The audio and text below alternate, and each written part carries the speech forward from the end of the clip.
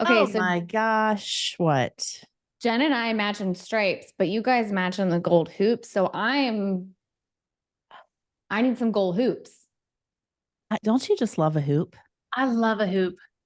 Yeah, I'm you guys usually look a little amazing. hoop girly, I but got today some I big felt a ones little on. extra.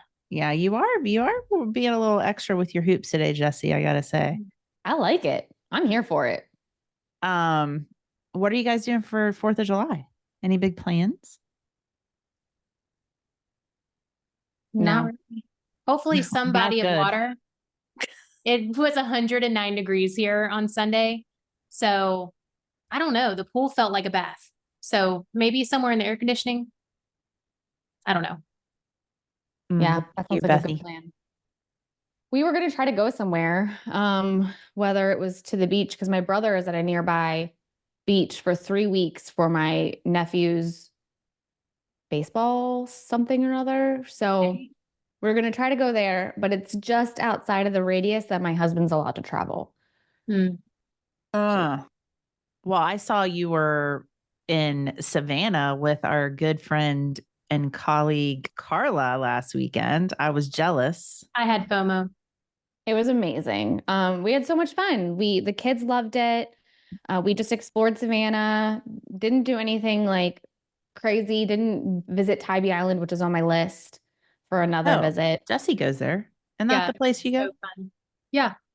I haven't been. You have to give me all the notes because I think next time we'll try to do that. It was just too hot with the kids and everything. So we did mostly indoor and Yeah. activities and just walking around.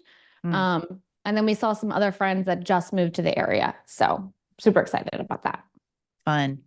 What about you? Well, stay safe. I want to try to go to the beach, but my husband was like, we have to go at like 8 a.m.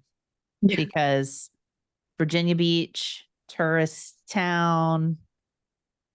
I love you, Virginia Beach, but the crazies be coming out in the middle of the day. So he's like, we got to get there early and leave, early. So we'll see. Although lots of like shark attacks down here lately. Yeah. Hey, Yeah. No, hey, random question. Do you call it barbecuing or grilling when you cook on the grill? Grill out. You know how when Cookout. everybody like does a cookout, Cookout. what do you yeah. call it? We're Cookout. cooking. Let's have a cookout. Yeah, it's a cookout or grilling, but Grilling. we call it, you can call it a barbecue, like we're having a cookout or we're having a barbecue, but I wouldn't put the ing, like we're barbecuing. Barbecuing. Hmm. I don't know. I don't know. Good question, Jesse. I Hmm. know, I've never thought about that before. I Hmm. think it's a north versus south thing. We'll Hmm. see. Okay. On that note, let's do this. Okay, I'm so excited. We are here for Online People Talking episode 19 Woo! already. And I'm here with my partner in crime, Jesse Suggs. Hello. And we have a special guest today, Jesse, don't we? Only one of our favorite people on the planet. Oh, one of our favorite people, Beth Russell. In case you've been living under a rock, Beth Russell is one of our marketing coaches here at DConvert.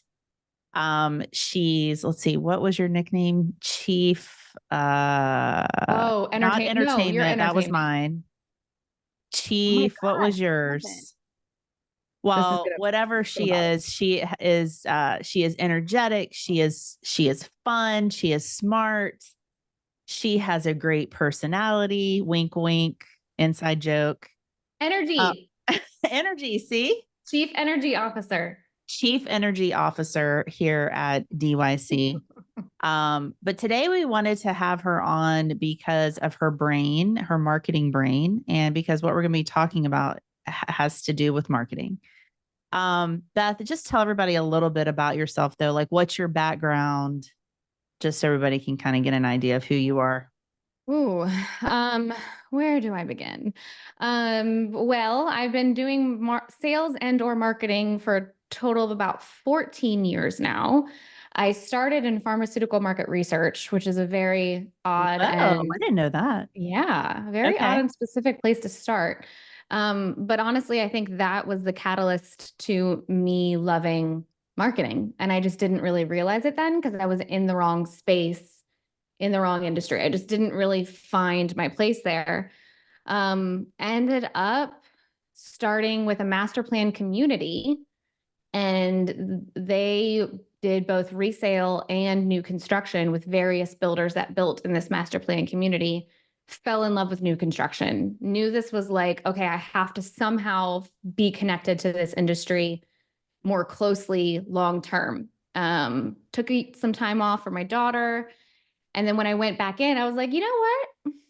Let's see what those salespeople are doing on the other side. Let's just play around a little, if you will. And I sold for a year on site. And I just couldn't help but insert myself into the marketing conversation, which should surprise absolutely nobody who has met me before.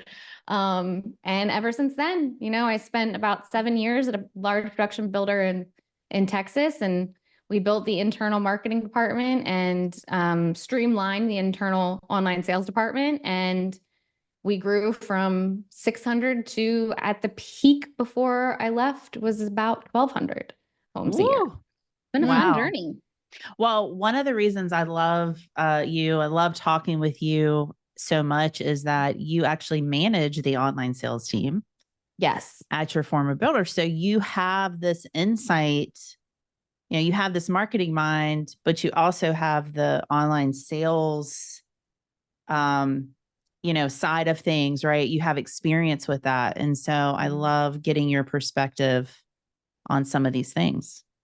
Yeah, awesome. I think being able to witness firsthand the importance and the impact that a successful online sales program can make was probably one of the highlights of my career. And I was just really blessed to be surrounded by superstars that you guys know very well as well as myself. And they made my job easy, made my life easy, but they were just the impact that they ended up making long-term, and the amount of collaboration that they had amongst one another just inspired me. And I bring that every day into what I do now as a marketing coach, of that importance of collaboration, that importance of communication, because when you have that, you guys know you're unstoppable. I mean, look at Jessie. She did marketing and online sales as well. She took that to heart. She brings that collaboration every day into what she does as well as an online coach. And we see that on our side. And so I just want to bring that every day on my side as well.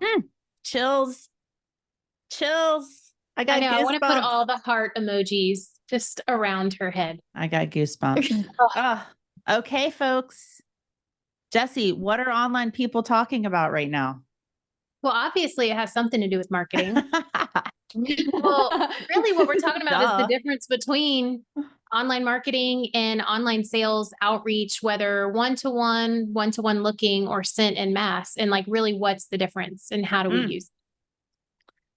Woo. Okay. This is a big topic. So take out your notebook, buckle up, pay attention, listen to what we're saying, because yes, we come across this a lot. We see this all the time.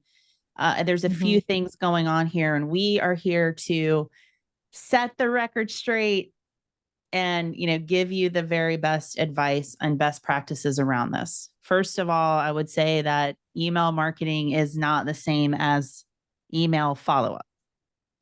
First and foremost, like, email marketing has a purpose. Email follow-up from an online sales specialist, an on-site sales specialist, either one has a completely different goal, right? And we're going to talk about those. So that's the first thing I would say. And we see a lot of times that these overlap, or one is using one for the other thing. Online sales is using email marketing as their follow-up, right? And that's not good. So let's break this down and talk about this. So what are some things? So as an online sales specialist, Jessie, what are some things that, OSCs need to be thinking about when they send emails out? What are the key components? How should that look, feel? Yeah. What are the rules? When you're kind of unpacking what we're talking about, because like you said, this is a big undertaking, because you think about like your short-term follow-up process, which is one-to-one, but maybe you're using templates. And then you also think about mass mails for prospecting purposes.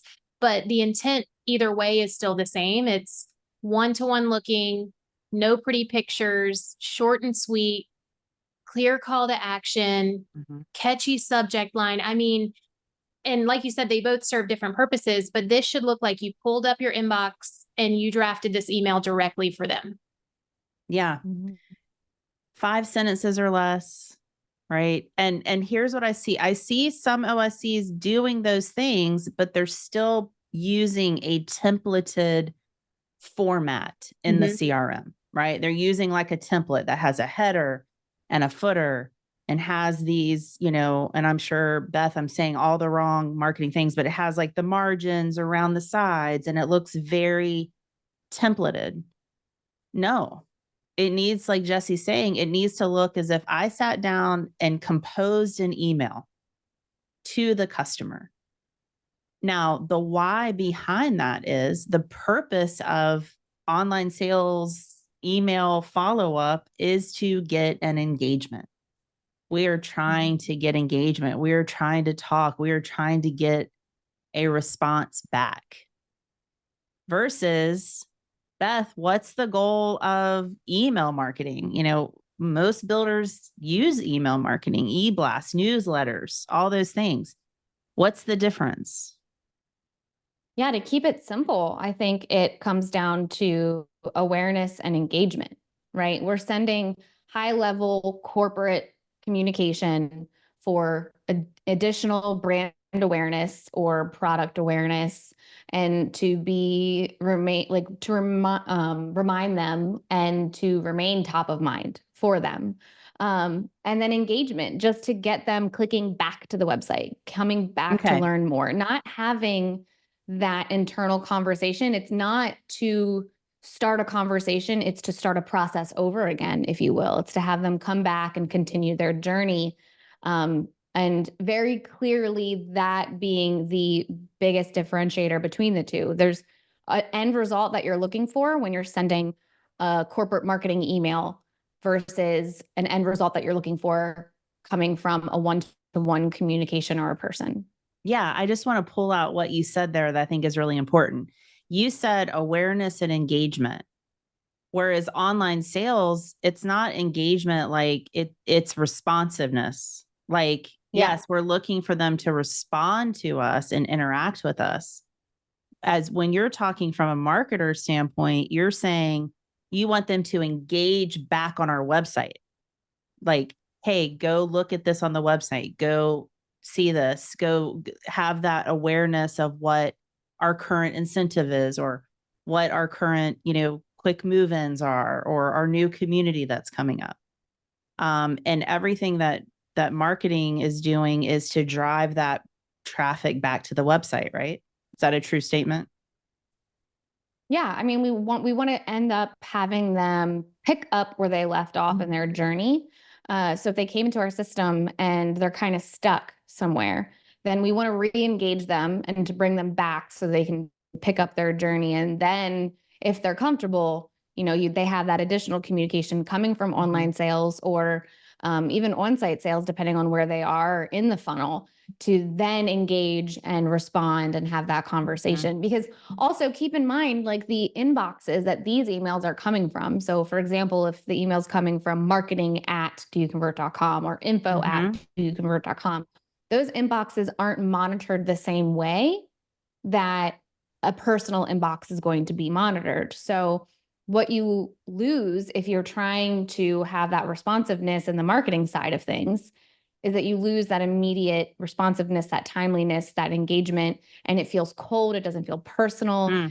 It doesn't have the same touchy-feeliness that you want out of, and what an online sales program can bring. You know, you're getting to know them, you're asking their questions, you can prescribe them the right community, prescribe them the right home, and lead them down the funnel hand in hand. Marketing is just trying to point the way. Like, we're just like, over there, click on that button. Yeah. So I love that so much. I always use the example, Jesse knows this, like I get the Banana Republic, you know, email that's like, hey, come check out our new swim set, swimwear line, right? I'm not replying to that email to Banana Republic like, No. oh, sweet. Like, I'm going to come in and try these on. Like, it's driving me Yeah. back to the website to go look. Did you just get a visual? Yeah. Bad visual. But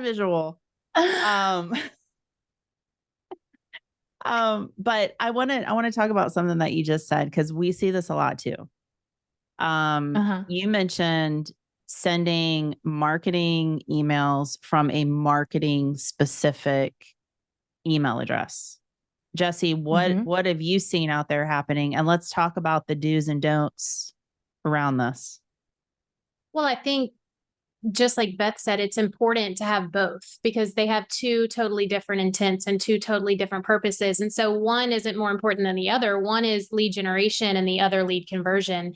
And so when you think about the goal, the marketing looking emails coming from a marketing specific email address, we're basically telling our customer, we know that you know that this is not personal. Like, it's not Right, we're intended not trying to trick personal. you by or we're not trying to say like, Jen, the OSC made this amazing email template and is trying to get a response from it. Yeah. Yeah. But when you send something from an OSC's email that looks one-to-one, whether sent individually or in mass, your customer then feels like they have a point person. Like they have a go-to at your organization that they're safe with, that they can ask questions to. And so it's important to send them from the right person. And when they start to, like you said, bleed into one another, where maybe marketing sends something from the online sales specialist email because they're like, hey, you have the relationship with them, but I want to get this message across. It almost never goes across the way it's intended. So instead, it should be more like, hey, I'm sending this out. Now you circle back and piggyback off of my email with your personal relationship and get some type of engagement from them. So yeah. Beth, any thoughts on that? I think the balance that you're talking about is key because, there's a mutual benefit to both. And like you said, Jesse, of kind of the collaboration amongst two. Marketing sends an email, then the one-to-one follows up with it. Hey, did you see this? Like, blah, blah, blah, and kind of go into that. And I also see the benefit of there is opportunity where the two can cross paths at times when it's done the right way. And I think that's the key. Is so oftentimes we are seeing marketers spoon feed something to online sales. And like you said, I want you to convey this message, but the outcome, and it's not coming across the right way. But if you tailor a certain message, like, hey, this is what we want to feature this month, and then you give the OSC the autonomy to then frame that in a way that is applicable to their customers and segmented to the correct customers as a piece of long-term follow-up or a piece of whatever, then I feel like there's a little bit more benefit that can kind of rise of that. But what we're seeing now is there's too much crossover and there's not a clear understanding of the basics. And I say that as a marketer, going back to what you said, Jen, who created a template, who created a header and a footer template and was like, to my team, use this. And I think that's like important to talk about because I'm not perfect. I was not perfect as a leader. It was marketized. Marketing marketized it. I branded it. I slapped the brand on it and I was like, this needs to look pretty and professional. And, in my mindset as a marketer, and this is where the marketers, I want them to listen because we have a control problem. First to admit, we have a control problem. And we control the brand. We are the protectors of the brand. And the OSCs are the protectors of their process and of their customers and their part of the funnel, right? And so as a marketer, I'm like, I'm protecting the brand. We need to look professional. We need to look clean. We need to look how all these other big builders are looking when they communicate. Not putting my buyer goggles on, like I like to say, and not looking at how that's being perceived from the customer side. Yeah. The customer doesn't care about the header on the email. The customer cares about the content and the from line. I think that's a good So, point too, Beth, though, because sometimes I've seen, you know, marketing doesn't put the branding slap on there. They're like, okay, we won't do that, but they marketize the content in the email where it then becomes like an information dump. So it looks one-to-one, but then when you start to read it, it's like, all of this was already on your website. I already knew it. That's why I inquired. I want specific. And so there's a different bleeding that happens between sometimes too, that we in online sales world don't even think about because it doesn't look like that pretty clickable newsletter. It looks like a one-to-one email. So Okay, that's powerful. that's a big one. Okay, so let's bring this all together here.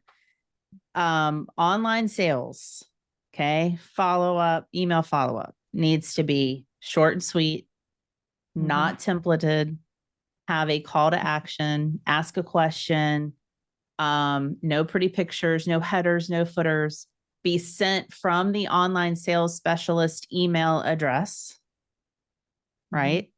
Okay, am I forgetting anything? No info dumping, human-centered communication, customer focused, not builder focused, customer focused. How can I help you? Okay, no info dumping. Okay, email marketing. We didn't talk about the frequency. I'm going to come back to that. Email marketing is created by the marketer, not the OSC. Okay, OSC, don't be creating newsletters and things like that. You have enough to do. Okay, marketing, email marketing created by the marketer, coming from a marketing specific type of email address, not from the OSC's email address. We don't want people unsubscribing from the online sales specialist when they get those email blasts. Because as a customer, I might be like, oh, I don't really want to see email marketing. It doesn't mean I'm not interested. It just means I'm going to maybe unsubscribe from the email marketing. And then guess what? If it's coming from your OSC, they have unsubscribed from your OSC. You just shot yourself in the tush. Okay.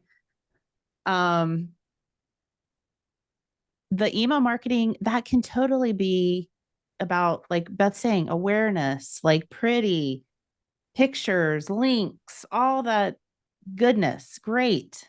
Right. Driving people back to the website. How often should email marketing go out? Is there anything is too much email marketing? Because I hear this too. Oh, email marketing is going out like 5 times a month, on top of my follow-up. And I go, eesh. So how much is too much? Is there a good amount? It's changed a little bit over time. I think obviously COVID is a big catalyst for that because everything kind of had to come from marketing a little bit then. That was, we really had to re-engage, and there were certain processes in place that kind of upped the ante in terms of frequency. But I think that's probably where people have gotten distracted. That became their new baseline. That became their new normal. Okay. Is we have to stay in front of them by sending a marketing email once a week. No, you don't. It's the similar thing like on social media. Social media, you can stay active and post every day to your stories to get people clicking and engage with your content and your people and your product and your messaging, whatever. But you're on your feed, whether it's on your Facebook page or your Instagram page, you are only as good as your last post. Ooh. And so the email that you're sending out, you shouldn't be sending out something that lacks substance just to check a box. You should have at least bi-weekly, if not monthly, frequency and distance between each email. Okay. In order to gather the information that you need to send something of substance, whether it be a change of incentive, a new community popping up, featuring certain quick move-in homes that need more attention. It should serve a purpose. I think that's where people get lost. They've got lost in the over communication, and they have since lacked purpose and intent in their messaging from a marketing standpoint, Less which is is what something that we more. need to learn more of from Well, online less sales. is more. Make sure the less is intentional. Mhm. Yeah. Okay. Yeah. Okay, good. Okay, now if you're an online sales specialist out there and you're like, oh man, this is not how we do things. What advice, like Beth, how should they talk to marketing and or leadership about this? It's a great question. And I think it's something that even marketers struggle with. And it's because they need to feel confident in explaining the why and to over explain the why if they have to. Mhm. Because a lot of times I'll use myself as an example. My team did come to me and say, hey, this isn't, Jen told us this isn't best practice. And I was like, well, just, it's fine. Do it anyway. Like, I didn't think about it. Right. Right. Like, to me, my marketing brain had already made a decision and was like, this is what we need to do to elevate our brand. This is what we need to do to appear a certain way. This is what, Right. this is good. Right. And I didn't pay attention to the why. I'll be the first to admit it.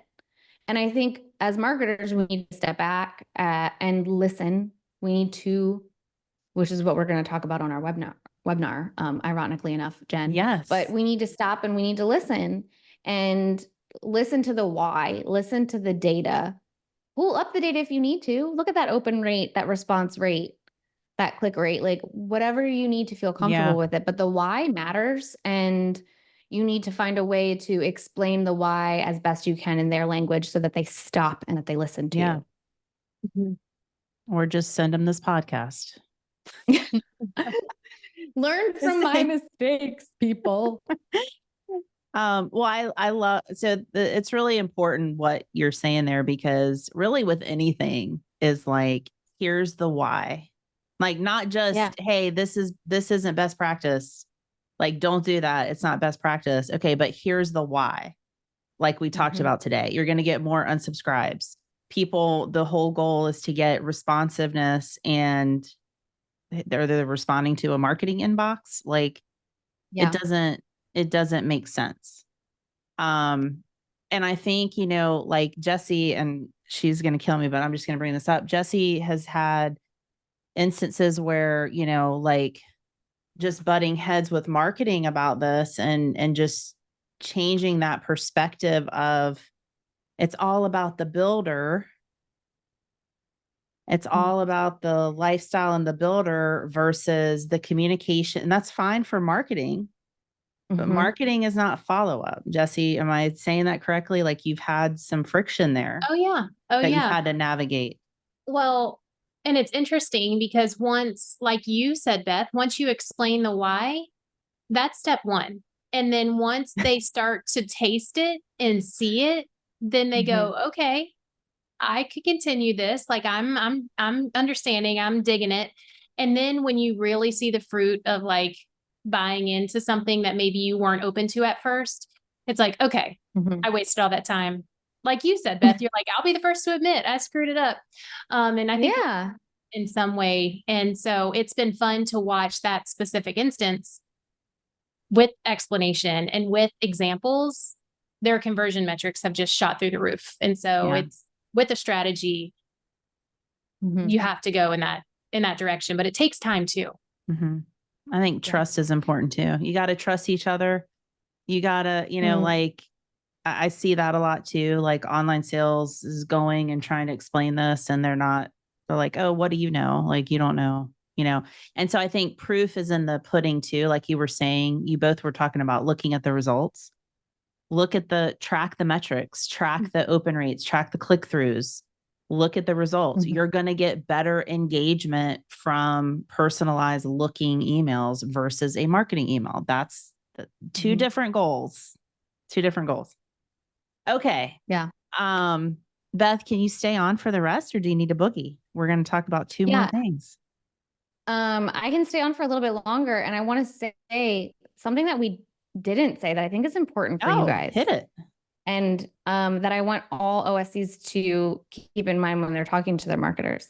The risk involved of having marketing content go through your online sales specialist is that you are then discounting the expertise and the positioning, the trust, the relationship that online sales specialist has put into each of their prospects and their leads.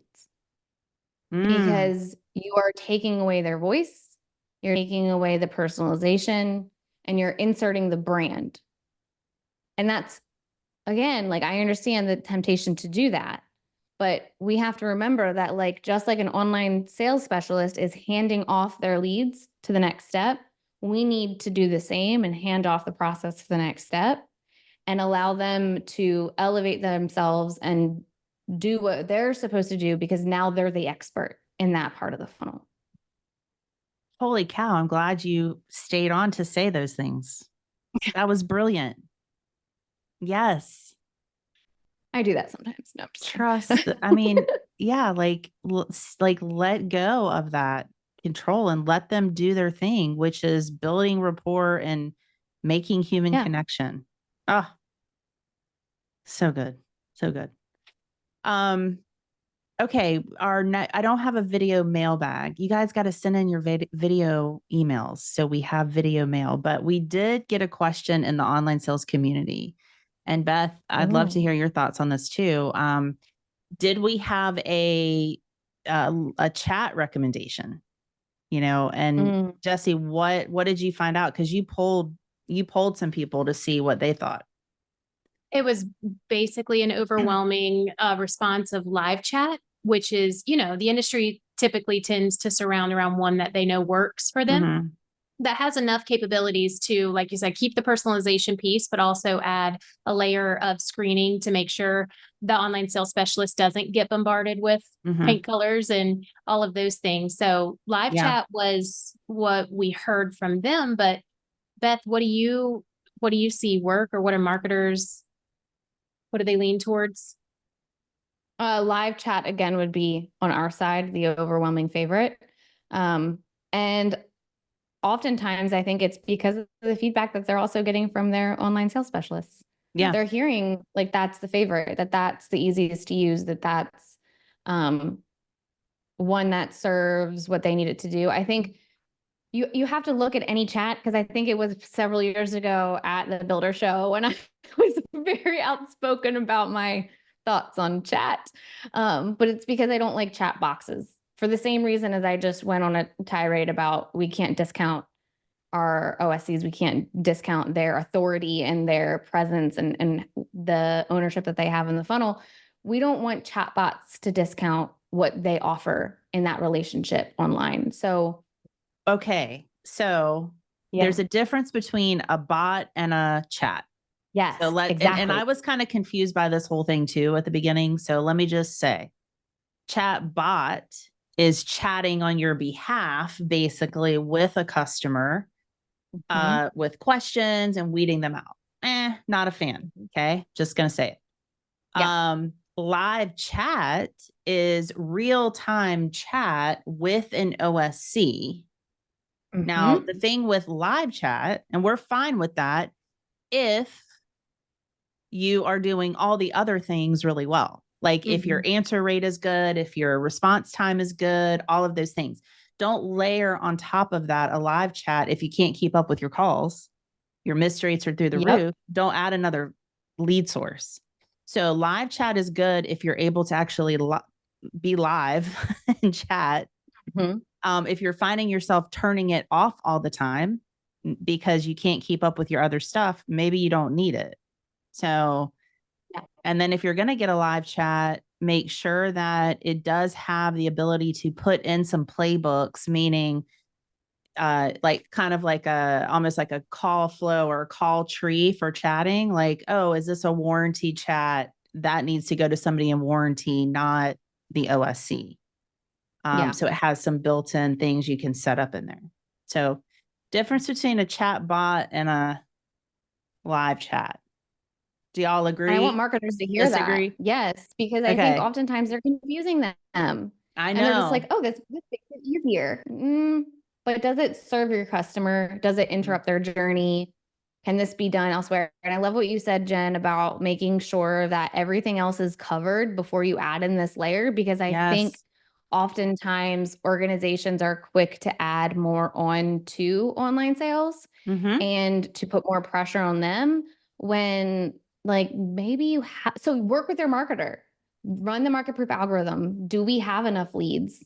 Or do we need to Right. add in something That's like right. live chat to help generate more and help website Right. conversions? I don't know. Maybe that's something we look at through the data, but the decision needs to be made with data collectively and intelligently before just jumping in and adding an added Do your layer of research. complication. Do your Yeah. research. Yeah, we found one, customer expectations really high on that. I mean, if you're seeing a chat now bubble, people expect an immediate response. And if you can't respond quickly, then you're already losing their trust early on. And so it's an opportunity to really kind of mess up the process at the beginning when we're totally focused on customer experience. But two, like you said, you can, when I was in the seat and we had live chat, we would bury it on certain pages. So it wouldn't just be on like the main landing page. It would be a customer Yes. had to go through certain, they had to click here, go here, and get to a certain phase in their Yes. search journey before they could access that. So Yes. something That's to important. Put it on like a QMI, page where they can ask those specific questions versus the main webpage. Okay. Mhm. All right. It's time for the skills check because what, Jesse? You better check yourself. before you wreck yourself. Oh, you guys know it's coming. You knew it was coming. What have we been talking about? Okay. So here's your homework. It's pretty simple. First, go do an audit of your email follow-up. Make sure it follows those fundamentals that Jesse was saying. Is it templated? Does there too many pictures? You got headers and footers. Change it. Refresh. You should refresh your email follow-up every 6 months or so anyway.